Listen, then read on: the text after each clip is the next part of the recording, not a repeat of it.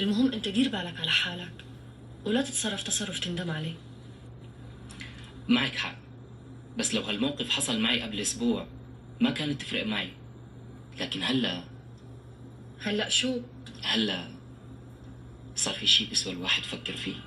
انت في شي مخبي عني صح؟ أه أه بصراحة خايف أقول تزعلي. ازعل على شو؟ يعني خايف تغاري ولا تعملي بحالك شيء. قول اعترف، قول لا اعترف. مردودة عليك ما رح غار. بس قلي مين هاي؟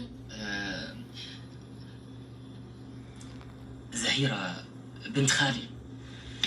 اي والله لو بعرف صلغت كنت صلغتت. يعني أنت مو زعلانة؟ والله مفكر حالك شي شغله واكل بحالك مقلب كبير. أنا مفكرك رح تموتي من البكي.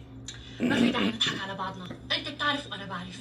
وهلا بدك تحكي لي وبالتفصيل الممل عن زهيرة. اعترف.